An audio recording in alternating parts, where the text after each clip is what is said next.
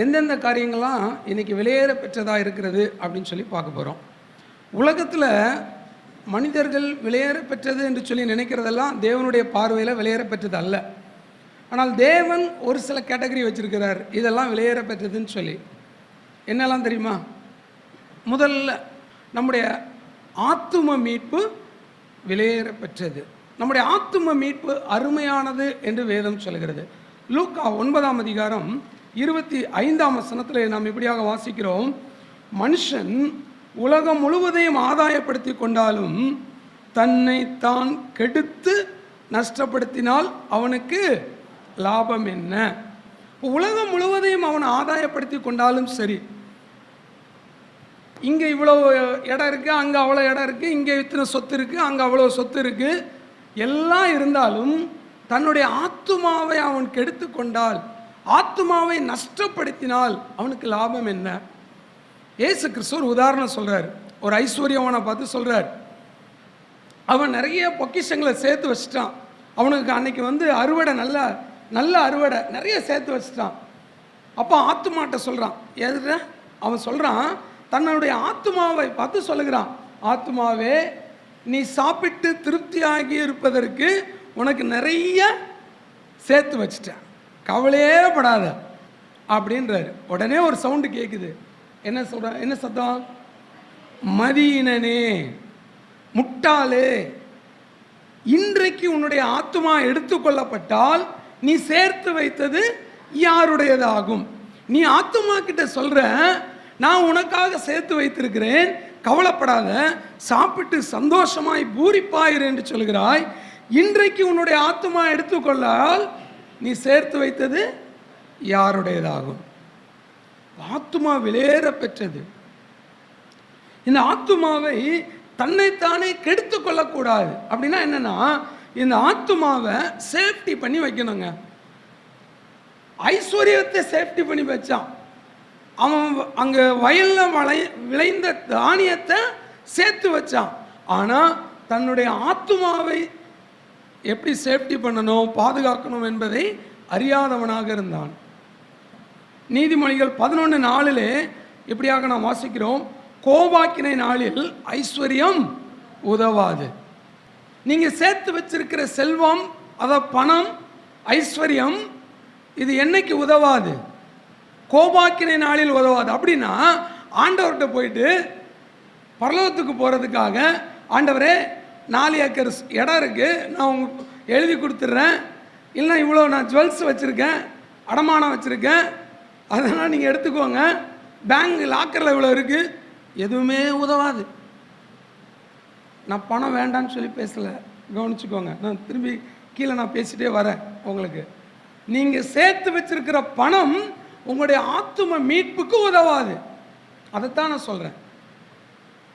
பாருங்க, சங்கீதக்காரன் அருமையாக சொல்கிறாரு. சங்கீதம் 49:6 வரைக்கும், தங்கள் செல்வத்தை நம்பி, அதாவது தங்களுடைய பணத்தை நம்பி, தங்களுடைய செல்வத்தை நம்பி, தங்கள் திரளான ஐஸ்வர்யத்தினால் பெருமை பாராட்டுகிற ஒவ்வொரு வார்த்தையும் எவ்வளோ ஆவியானவர், பரிசுத்த ஆவியானவர் எவ்வளவு விளக்கமாக அங்கே எழுதி வச்சிருக்கிறார் பாருங்க.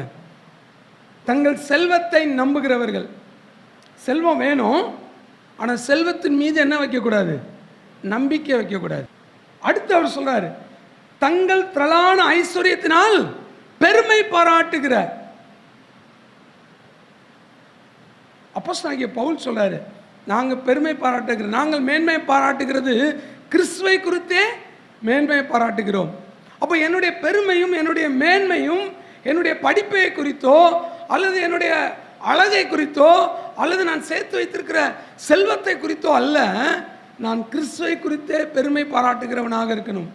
தங்கள் செல்வத்தை நம்பி திரளான ஐஸ்வர்யத்தின் மீது பெருமை பாராட்டுகிற ஒருவனாவது தன் சகோதரன் அழிவை காணாமல் இனி என்றென்றைக்கும் உயிரோடு இருக்கும்படி எவ்விதத்தினாலாவது அவனை மீட்டு கொள்ளவும் அவன் நிமித்தம் மீட்கும் பொருளை தேவனுக்கு கொடுக்கவும் கூடாது. அவனை மீட்பதற்கு தேவனிடத்தில் மீட்கும் பொருளை கொடுப்பதற்கு முடியாது. ஏன்னா அவர்கள் ஆத்தும மீட்பு அருமையாக இருக்கிறது, அது ஒருபோதும் முடியாது. நல்லா கவனிங்க. நம்முடைய ஆத்துமா விலையேற பெற்றது. இந்த ஆத்தும மீட்புக்கு நீங்க பதில் கொடுக்கணும்னா செல்வத்தினாலேயோ நம்முடைய ஐஸ்வர்யத்தினாலேயோ ஒன்றும் பண்ண முடியாது. லூக்கா 16வது அதிகாரத்தில் 9ஆம் வசனம், நான் உங்களுக்கு சொல்கிறேன். அதாவது லூக்கா எழுதினாலும் அங்கே ஆண்டவராக இயேசு கிறிஸ்து சொன்ன வார்த்தையை அவர் சொல்றார்.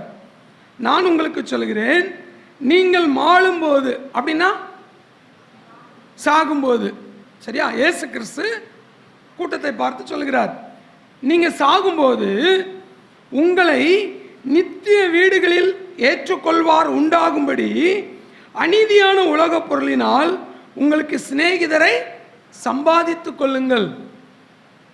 இப்போ செல்வம் வேணும், பணம் வேணும். எதுக்கு?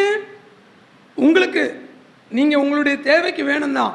அதே சமயத்தில் ஆத்துமாவை சம்பாதிக்கிறதற்கு, ஆத்தும ஆதாயம் செய்வதற்கும் இந்த செல்வத்தை பயன்படுத்துங்கள். ஏன்னா எப்போ நமக்கு மரணம்ன்றது தெரியாது. நம்முடைய ஜீவனுக்கு உத்தரவாதம் கிடையாது. ஒரு டியூப் லைட் வாங்கினா கூட 6 மாதம் வாரண்டி கொடுக்குறான். ஆனால் நம்முடைய உயிருக்கு ஒரு வாரண்டியும் கிடையாது, கேரண்டியும் கிடையாது. எப்போனாலும் பட்டுன்னு போயிடும். அதனால் இந்த ஆத்துமா விலையேற பெற்றது. ஆண்டவர் சொல்கிறார், இந்த ஆத்துமாக்களை நீங்கள் சாகும்போது உங்களை ஏற்றுக்கொள்வதற்கு நித்திய வீட்டிலே ஆட்கள் உண்டாகும்படியாக, நீங்கள் போகும்போது உங்களை வெல்கம் பண்ணுறதுக்கு நீங்கள் கொஞ்சம் பேர் என்ன செய்யுங்க, சம்பாதிச்சு வைங்க. எப்படி சம்பாதிக்கிறது? சுவிசேஷத்தின் மூலமாக தான். காசை வச்சு ஒன்றும் பண்ண முடியாது. இந்த காசை சுவிசேஷம் அறிவிப்பதற்கு என்ன செய்யுங்க, பயன்படுத்துங்க. நான் பரலோகத்துக்கு போகும்போது என்னை வரவேற்கும்படியாக நான் எத்தனை ஆத்மாவை சம்பாதிச்சு வச்சிருக்கிறேன் யோசிச்சு பாருங்க. இல்லை நான் உண்டு, என் வேலை உண்டு, என் குடும்பம் உண்டு, எனக்காக நான் வாழ்ந்துட்டு இருக்கிறேன்னா அப்படிங்கிற சிந்தையில் நம்ம இருக்கிறோமா? இல்லைனா கர்த்தருக்காக நாம் ஆத்துமாதாயம் செய்கிறவர்களாக இருக்கிறோமா? இயேசு கிறிஸ்து சொல்கிறார், நான் உங்களுக்கு சொல்கிறேன், நீங்கள் மாளும்போது உங்களை நித்தியமான வீடுகளிலே ஏற்றுக்கொள்வார் உண்டாகும்படி அநீதியான உலக பொருளினால் உங்களுக்கு சிநேகிதரை சம்பாதியுங்கள். நீங்க ஃப்ரெண்ட்ஸ் சேர்த்துக்கோங்க. உலக பிரகாரமாக ஊர் சுத்துறதுக்கான ஃப்ரெண்ட்ஸ் அல்ல, உங்களை நித்தியத்தில் சேர்த்துக்கொள்வார் உண்டாகும்படி பரலோகத்தில் ஆத்துமாக்களை நீங்க சேர்த்து வைக்கிறதுக்கு உங்களுக்கு இருக்கக்கூடிய செல்வத்தையும் ஐஸ்வர்யத்தையும் பயன்படுத்துங்கள்.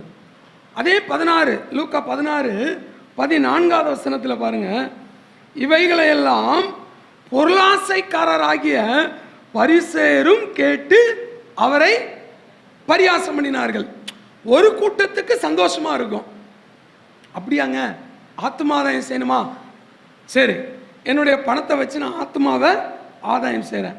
ஒரு கூட்டம் என்ன செய்கிறது, பரியாசம் செய்கிறது. ஒரு கூட்டத்துக்கு கோபம். யாருக்கு? பொருளாசையுடைய பரிசேயருக்கு, பொருளின் மீது ஆசையுடையவர்கள். அதை விட்டு விடுவதற்கு மனதில்லாதவர்களுக்கு எப்படி இருக்கு, கோபம் வரும். அவங்களுக்கு எப்படி இருக்கும், பரியாசமாக இருக்கும். அதே அதிகாரம் 16வது அதிகாரம் 15வது வசனத்தினுடைய பின்பகுதியை நான் வாசிக்கிறேன், கேளுங்க. மனுஷனுக்குள்ளே மேன்மையாக எண்ணப்படுகிறது தேவனுக்கு முன்பாக அருவருப்பாக இருக்கிறது. மனுஷனுக்கு முன்பாக எதெல்லாம் மேன்மையா இருக்கோ அதெல்லாம் தேவனுக்கு முன்னாடி எப்படி இருக்கான், அருவருப்பா இருக்கு. இன்னைக்கு எதெல்லாம் மனுஷன் மேன்மையா நினைக்கிறான், பேர், புகழ், அந்தஸ்து, பணம், அழகு, செல்வாக்கு, இதெல்லாம் தேவனுக்கு முன்னாடி எப்படி இருக்கு, அருவருப்பா இருக்கு. ஆனா மனுஷன் எதெல்லாம் அருவருப்பா என்றானோ, எதெல்லாம் அருவருப்பா என்னுவோம், ஒரு கிழிஞ்ச ட்ரெஸ்ஸை போட்டு வந்தவன், ஒன்றும் இல்லாதவன், அவனெல்லாம் சீண்டவே மாட்டோம். தேவனுடைய பார்வையில் நாம் எதை அருவருப்பாக எண்ணுகிறோமோ அது தேவனுடைய பார்வையில் விலையேற பெற்றது. நாம் எதை பெருசாக நினைக்கிறோமோ அது தேவனுடைய பார்வையில் அருவருப்பு. அதெல்லாம் அந்த செல்வத்தை குறித்து பேசிட்டு வரும்போது சொல்கிறார். ஒரு சில கூட்டத்தை குறித்து சொல்றார். லூக்கா 8:3 ஏரோதின் காரியக்காரரான கூசாவின் மனைவியான யோவன்னாலும் சூசனாலும் தங்கள் ஆசைகளால் அவருக்கு ஊழியம் செய்து கொண்டு வந்த மற்ற அநேக ஸ்திரீகளும் அவருடனே இருந்தார்கள். அப்ப இயேசு கிறிஸ்துவுடனே கூட சில ஸ்திரீகள் இருந்திருக்கிறார்கள். அவர்கள் தங்கள் ஆசைகளாலே ஆண்டவருக்கு ஊழியம் செய்து கொண்டு வந்தார்கள். ஸோ நம்ம மைண்டில் ஒரு செட் பண்ணி வச்சுக்கோங்க, பணம் நமக்கு நிரந்தரம் அல்ல. பணம் தேவனுக்கு முன்பாக அது அருவருப்பானது. பணம் நமக்கு தேவை. பண ஆசை இல்லாதவர்களாக இருங்கள். இந்த பணத்தை கர்த்தருக்காக பயன்படுத்துங்கள். பணத்தின் மீது நம்பிக்கை வைக்காதிருங்கள். திரளான ஐஸ்வர்யத்தின் மீது நம்பிக்கை வைக்காதிருங்கள். கர்த்தர் மீது நம்பிக்கை வைங்கள். அந்த பணத்தின் மீது பணத்தால் நீங்கள் அநேக ஆத்துமாக்களை சம்பாதித்துக் கொள்ளுங்கள். இது நம்பர் 1. எது விலையேற பெற்றது? ஆனால் உலகம் என்ன சொல்லும்? பணம் தான் விலையேற பெற்றதுன்னு சொல்லும். இவ்வளோ சேர்த்து வச்சிருக்கியா, இவ்வளோ வச்சிருக்கியா, இவ்வளோ பண்ணியிருக்கியா? அதல்ல. ஆனால் ஆண்டவர் ஆத்மாவை விலையேற பெற்றதுன்னு சொல்றார். சரி, 2வது எது விலையேற பெற்றது? நீதிமொழிகளின் புஸ்தகம் 3ஆம் அதிகாரத்தில் நீங்கள் படித்து பார்த்தீங்கன்னா 13 முதல் 18 வரைக்கும் ஃபுல்லாக வாசிக்க வேண்டாம், டைம் இல்லை, நான் வேகமாக போகிறேன். அங்கே நீங்கள் பார்த்தீங்கன்னா ஞானத்தை கண்டடைகிற மனுஷனும் புத்தியை சம்பாதிக்கிற மனுஷனும் பாக்கியவான்கள் அப்படின்னு சொல்லியிருக்கோம். சொல்லியிருக்கா? எத்தனை வசனம்? 13. இன்னொரு வசனம் சொல்கிறேன், அது எந்த வசனம்னு சொல்லுங்கள். அதிலே தான் நீதிமொழிகள் 3 ஒன்று, ஞானத்தை கண்டடைகிற மனுஷனும் புத்தியை சம்பாதிக்கிற மனுஷனும் பாக்கியவான்கள். இன்னொன்று சொல்கிறேன், அதன் கையில் தீர்க்காயுசும் அதன் இடது கையில் கனமும் இருக்கிறது. அதன் வழிகள் இனிதான வழிகள், அதன் பாதைகள் எல்லாம் சமாதானம். அது தன்னை அடைந்தவர்களுக்கு ஜீவ விருட்சம். அதை பற்றி கொள்ளுகிற எவனும் பாக்கியவான். எத்தனை வசனம்? 18. என்னைக்கு ஒரு மனுஷன் ஞானத்தையும் அறிவையும் கண்டடைகிறானோ அவன் பாக்கியவான். அங்கே என்ன இருக்குன்னா தீர்க்காயுசு இருக்கு. 1 கொரிந்தியர் 1:31 அவரே தேவனால் நமக்கு ஞானமும் நீதியும் பரிசுத்தமும் மீட்புமானார் என்று சொல்லியிருக்கு. அப்போ இந்த இடத்துல ஞானத்தை கண்டடைகிறவன் அறிவை கண்டடைகிறவன் பாக்கியவான் சொன்னா, இந்த ஞானம் யாரு? கிறிஸ்து. அப்போ நம்முடைய ஆத்மா விலையேற பெற்றது. அடுத்து ஞானம் விலையேற பெற்றது. நீதிமொழிகள் 20ஆம் அதிகாரம் 15வது வசனத்தில் எப்படியாக வாசிக்கிறோம்? பொன்னும் மிகுதியான முத்துக்களும் உண்டு, அறிவுள்ள உதடுகளோ விலை உயர்ந்த ரத்தினம். பொண்ணு இருக்கு, மிகுதியான முத்துக்களும் இருக்கு, அறிவுள்ள உதடுகள் மிகுதியான விலை உயர்ந்த ரத்தினம் அப்படின்னு சொல்லி பார்க்குறோம். ஸோ நாம் கர்த்தரை அறியக்கூடிய அறிவு, இந்த ஞானம் அறிவுன்னு சொல்கிறோம் இல்லையா, இது ரொம்ப அவசியம். அப்போஸ்தலனாகிய பவுல் சொல்லும்போது சொல்றாரு, அவரை அறிகிற அறிவுக்காக எல்லாவற்றையும் நஷ்டம் என்றும் குப்பையுமாக எண்ணுகிறேன். கர்த்தரை அறிகிற அறிவு இருக்கணும், அது ரொம்ப விலையேற பெற்றது. யோவான் 17ஆம் அதிகாரம் 3ஆம் வசனத்தில் ஒன்றான மெய்தேவனாகிய உம்மையும் நீர் அனுப்பினவராகிய இயேசு கிறிஸ்துவையும் அறிவதே நித்திய ஜீவன். நித்திய ஜீவன்னா எது? கிறிஸ்துவை அறிவது தான் நித்திய ஜீவன். முக்தி அடைஞ்சிட்டாங்கன்னு சொல்றாங்க இல்லையா? எது முக்தி அடைஞ்சது? ஒன்றான மெய்தேவனாகிய உம்மையும் நீர் அனுப்பினவராகிய இயேசு கிறிஸ்துவையும் அறிவதே நித்திய ஜீவன். அதாங்க இட்டர்னிட்டி. ஆண்டவரை அறிவது தான் நித்திய ஜீவன். அதுக்காக தான் பவுல் சொல்றார், நீங்கள் எல்லாரும் கிறிஸ்துவை அறிய வேண்டும். இந்த கிறிஸ்துவை அறிவதற்காகத்தான் எல்லாத்தையும் நான் விட்டுட்டேன். நான் யாரு? எபிரேயன். நிறைய சொல்றாரு, அவருடைய தகுதிகளை பட்டியலிட்டு சொல்றாரு. எல்லாம் குப்பையா எண்ணுகிறேன் கிறிஸ்துவுக்காக. பவுல் எபேசியருக்கு எழுதும்போது எழுதுறார், அவருடைய ஜபம் எப்படியாக இருக்கிறதுன்னு சொன்னா, எபேசியர் 1ஆம் அதிகாரம் 17 19 ஃபுல்லாக வாசிக்க வேணாம், 17 19 வரைக்கும். அதில் 19ஆம் வசனத்தில் அவர் சொல்லும்போது, என்னுடைய ஜபம் எதுக்காக இருக்கிறதுனா, நீங்கள் கிறிஸ்துவை அறிய வேண்டும், அப்படிப்பட்ட பிரகாசமுள்ள மனக்கண்களை ஆண்டவர் உங்களுக்கு கொடுக்கணும், அதுதான் என்னுடைய ஜபம். கிறிஸ்துவை அறியக்கூடிய அறிவு நமக்கு இருக்கணும். உலக பிரகாரமான அறிவில் நாம் எந்த அளவுக்கு நாம் வளரணும்னு சொல்லி நினைக்கிறோமோ, அதே அறிவு கிறிஸ்துவுக்குள்ள இருக்கா? அவரை அறியணுன்ற அறிவு இருக்கா? டெய்லி வேதத்தை படிக்கிறோமா? இந்த வேதத்தை படிக்கிறது மூலமா நான் கிறிஸ்துவை அறியணுன்ற அந்த அறிவில், அந்த ஆர்வத்தில் நான் இன்னும் முன்னேறி போறேனா? யோசிச்சு பார்ப்போம். ஸோ 2வது, நான் விலையேற பெற்றதுன்னா கிறிஸ்துவை அறியக்கூடிய அறிவு.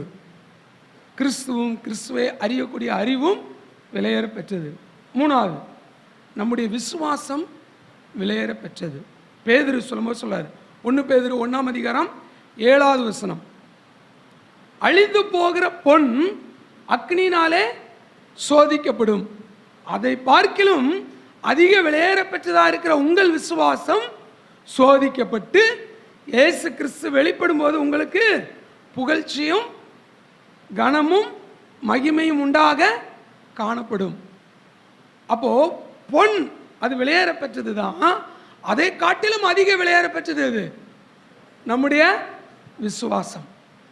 சரி, பொன் விலையேற பெற்றதுங்கிறத எப்படி சோதிச்சு பார்ப்பாங்க? உரசி பார்ப்பாங்க, அக்னினால் போட்டு நெருப்பில் போட்டு பார்ப்பாங்க. அப்போ அது எந்த அளவுக்கு தரம் உள்ளதுன்னு தெரியும். ஸோ நம்முடைய விசுவாசத்தை சோதிக்கணும்னா எப்படி டெஸ்ட் பண்ணுறது? பாடுகள், சோதனைகள். ஆனால் அதில் நமக்கு விருப்பம் இருக்கா?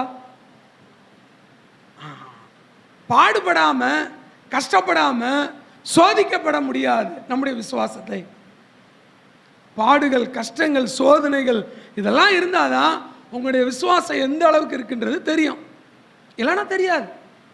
ரோமர் 4ஆம் அதிகாரம் 19வது வசனத்தில் அப்போஸ்தலனாகிய பவுல் ஆபிரகாமின் விசுவாசத்தை குறித்து சொல்றார். அவன் விசுவாசத்தில் பலவீனமாக இருக்கவில்லை. ஆனால் எதில் பலவீனமாக இருந்தான்? சரீரத்தில் பலவீனமாக இருந்தான். வயசு என்ன?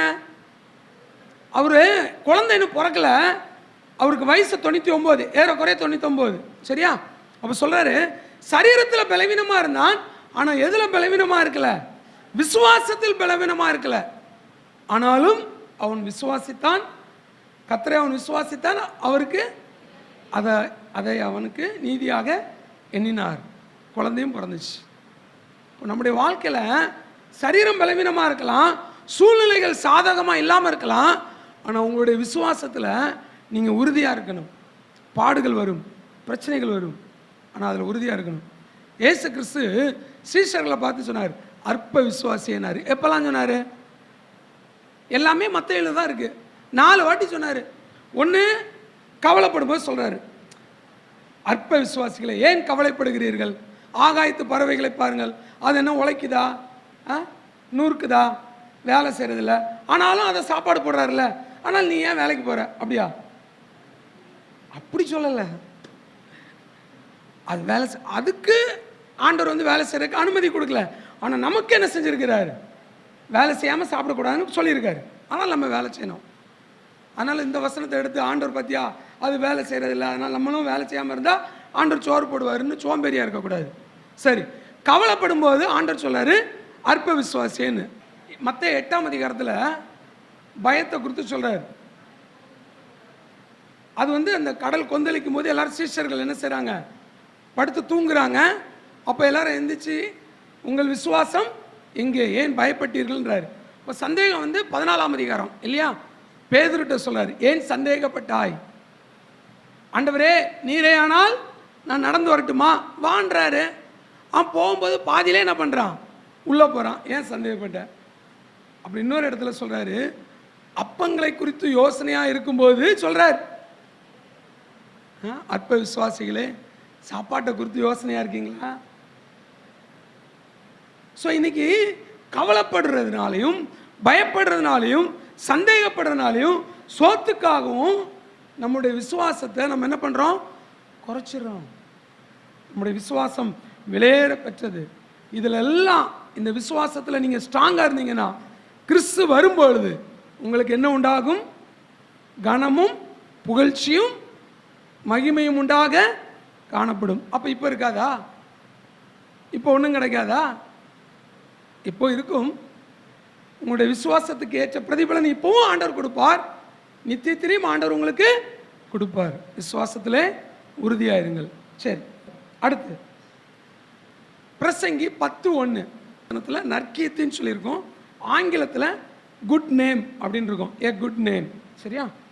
செத்த ஈக்கள் தைலக்காரனுடைய பரிமள தைலத்தை நாரி கெட்டு போக பண்ணும், ஞானத்திலும் கணத்திலும் பேர் பெற்றவனை சொற்பம் அதீனமும் அப்படியே செய்யும். ஆங்கிலத்தில் அருமையாக இருக்கு. ஒரு சின்ன ஒரு முட்டாள்தனமான காரியம் நம்ம பேரை என்ன செய்யும்? கெட்டு போக பண்ணும். நல்ல பேர் இருக்கும். என்ன பேர்? பிரீத்தி, ஆர்த்தின்லாம் அந்த பேரை சொல்லலை. நம்ம ஒரு பேர் சம்பாதிச்சு வச்சுருப்போம் பார்த்தீங்களா? நல்ல மனுஷையா அப்படின்னு சொல்லி பேர் சம்பாதிச்சு வச்சுருப்போம்ல. இந்த பேரை ஒரு சின்ன ஒரு மதியீனமான காரியம் என்ன செய்யும்? கெட்டு போக பண்ணும். அதுக்கு ஒரு உதாரணத்தை சொல்றார். செத்த ஈக்கள் தைலக்காரனுடைய பரிமள தைலத்தை நாரி கெட்டு போக பண்ணும். பரிமள தைலம் நல்லது, ஆனால் அதில் செத்த ஈக்கள் போனால் என்ன ஆகிடும்? வேஸ்ட். அதே போல தான் நம்முடைய பேர் பாருங்க. நல்ல பேர் வாங்குறது ரொம்ப கஷ்டம். கஷ்டமா இல்லையா? கெட்ட பேர் வாங்குறது வாங்க வேண்டாம், ஆட்டோமேட்டிக்காக வந்துடும். கெட்ட பேர் வாங்குறது ரொம்ப ஈஸி. நல்ல பேர் வாங்குறது தான் ரொம்ப கஷ்டம். வாங்கி வச்ச நல்ல பேரை தக்க வச்சுக்கிறது அதை விட கஷ்டம். 2 தீமோத்தேயு 2:19 அப்போஸ்தலனாகிய பவுல் சொல்றார், கிறிஸ்துவின் நாமத்தை சொல்லுகிற எவனும் அநியாயத்தை விட்டு விலக கடவன் என்பது அவனுக்கு முத்திரையா இருக்கிறது. ஒரு கிறிஸ்தவன் சொன்னா அவன் எப்படிப்பட்டவன்? அநியாயத்தை விட்டு விலக கடவன். முன்னெல்லாம் கிறிஸ்தவன் சொன்னா ஈஸியாக வேலை கொடுப்பாங்க. நல்லவன் அவன், ஏமாற்ற மாட்டான், பொய் சொல்ல மாட்டான், திருட மாட்டான், அவனுக்கு வேலை கொடுக்கலான்னு சொல்லி கொடுப்பாங்க. இப்போ என்ன சொல்றாங்க தெரியுமா? எந்த புத்துல எந்த பாம்பு இருக்குன்னு தெரியாது, எவனையும் நம்ப முடியாது. கிறிஸ்தவன் சொல்லி பேர் வச்சிருக்கிறவன் தான் பக்கா யோக்கியனா இருக்கிறான்றாங்க. ஸோ கிறிஸ்தவர்கள் அப்படின்னு சொன்னால் அவர்கள் அநியாயத்தை விட்டு விலகுகிறவர்கள் அப்படிங்கிற ஒரு முத்திரை இருக்கு. அதை கெடுத்துடாதீங்க. அப்போஸ்தலர் 11:26 முதல்ல அந்தியோகியாவிலே சீஷர்களுக்கு கிறிஸ்தவர்கள் என்ற பெயர் கொடுக்கப்பட்டது. ஏன்? அவர்களுடைய நடக்கையை பார்த்து. இன்னைக்கெல்லாம் பொண்ணு கொடுக்குறதுக்கும் மாப்பிள்ளை கொடுக்குறதுக்கும் ரொம்ப யோசிக்கிறோம்ல. விசுவாசி தானா? சபைக்கு ரெகுலராக போகிறாங்களா? நல்ல பையன் தானா? 4 பேர்கிட்ட விசாரித்து அவ்வளோ கஷ்டப்பட்டு பார்க்க வேண்டியிருக்கு. கிறிஸ்தவன் சொன்னால் கூட இங்கே கிறிஸ்தவன் தாங்க சபைக்கு போகிறாங்க. இருக்கட்டுங்க, எத்தனை யாருன்னு தெரியலையே, யார் நல்லவங்கன்னு தெரியலையே. 5வது காரியம், குணசாலியான ஸ்திரீ. நீதிமொழிகள் புஸ்தகம் 31:10 குணசாலியான ஸ்திரியை கண்டுபிடிப்பவன் யார்? இதுக்கு பதில் இருக்காங்க. கர்த்தர் ஒருவரே குணசாலியான ஸ்திரியை நமக்கு கொடுக்கிறவர். கர்த்தர் தான் நினைக்கிறார். நம்ம நினச்சிட்டு இருக்கிறோங்க, நாம் பார்த்தோம், நாம் சேர்த்து வச்சோம், நாம் இதெல்லாம் பார்த்து இன்றைக்கெல்லாம் சோசியம் பார்த்து நல்ல நாள் இது கட்டம் பார்த்து இதெல்லாம் பார்த்து கல்யாணம் பண்ணி வைக்கிறாங்க. ஜாதகம் பார்த்து கல்யாணம் பண்ணி வைக்கிறலாம், லவ் பண்ணி கல்யாணம் பண்ணுறலாம். ஒருத்தருக்கு ஒருத்தர் புரிஞ்சுக்கிட்டு நல்லா இருக்குன்னு நினைக்கிறாங்க. தெரியாது, ஆனால் இங்கே புட்டுக்குச்சு. கர்த்தர் சேர்த்து வைக்கிறது இருக்கும். குணசாலியான ஸ்திரியை கண்டுபிடிக்கிறவன் யாருன்னா யாரல்ல, கர்த்தர் ஒருவரே நம்மை சேர்த்து வைக்கிறவராக இருக்கிறார். அப்படி சேர்த்து வைக்கிறவங்க அதான் அடுத்து அது முடிக்கல. அப்படி சொல்றாரு பாருங்க. குணசாலியான ஸ்திரியை கண்டுபிடிப்பவன் யார்? அவளுடைய விலை முத்துக்களை பார்க்கிலும் விலையேறப்பெற்றது. அவளுடைய விலைனா அந்த குணசாலியானுடைய ஸ்திரீனுடைய அந்த கேரக்டர் முத்துக்களை பார்க்கிலும் உயர்ந்தது. நிறைய அதுக்கப்புறம் சொல்லியிருக்காரு அந்த ஸ்திரீனுடைய கேரக்டர். நீங்கள் அதை போய் படித்து பார்த்துட்டு நீங்கள் உங்களுடைய ஒய்ஃப்கிட்ட சொல்லுங்கள், ஏம்மா இந்த கேரக்டர்லாம் உங்ககிட்ட இருக்காமா, நீ குணசாலியான ஸ்திரியா அப்படின்னு சொல்லி பார்த்துக்கோங்க. உங்கள் குடும்பத்தில் நான் குழப்பத்தை உண்டு பண்ணல. சரி, அடுத்து கடைசியாக ஒரு பாயிண்ட் சொல்லி நம்ம முடிக்கலாம். பரிசுத்தவான்களுடைய மரணம். இன்னைக்கு உலகம் சாவை குறித்து புலம்பிட்டு இருக்கு. ஐயோ செத்து போயிட்டாரு, நேற்று வரைக்கும் நல்லா இருந்தாருலாம் புலம்போம். ஆனால் வேதம் மரணத்தை குறித்து சொல்லும்போது அது விலையேற பெற்றதுன்னு சொல்லியிருக்கு. பரிசுத்தவான்களின் மரணம் கர்த்தருடைய பார்வைக்கு அருமையானது, விலையேற பெற்றது. ஆங்கிலத்தில் ப்ரீசியஸ் அப்படின்னு சொல்லியிருக்கு. காரணம் ஏன்? ஒரு டிக்கெட் ஒன்று குறைஞ்சிச்சுன்றதுனாலயா, போய் தொலைஞ்சிட்டான்டா அப்படின்றதுனாலயா?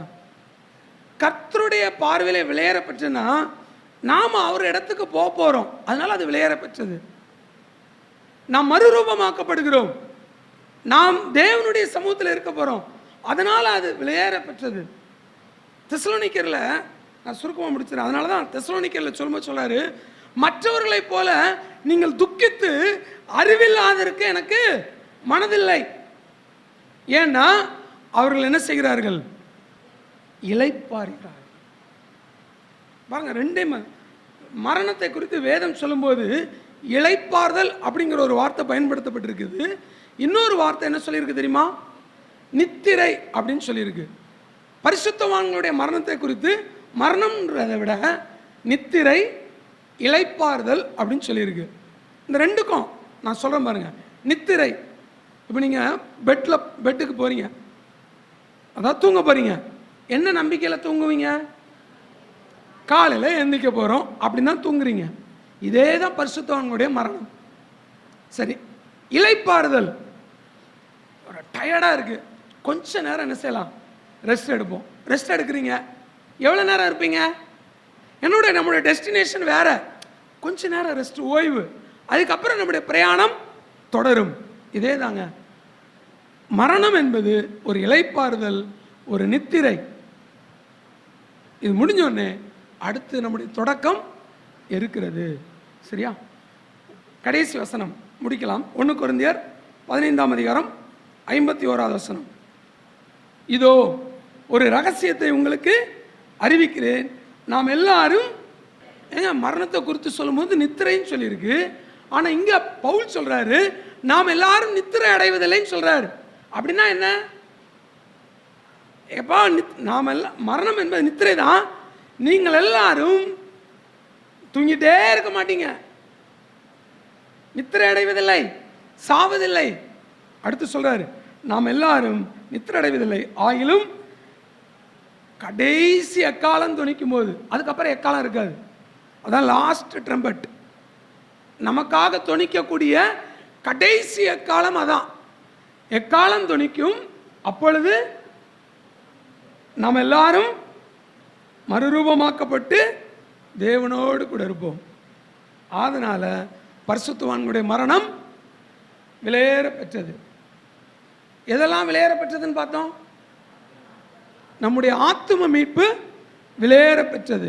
அதுக்காக நாம் எவ்வளோ பிரயாசப்படணுமோ, நம்முடைய ஆஸ்திகளை கொண்டு கூட ஆத்துமாக்களை சம்பாதிக்க வேண்டும். ரெண்டாவது, ஞானம், அறிவு, தேவனும் தேவனை குறித்து அறிகிற அறிவும் விலையேற பெற்றது.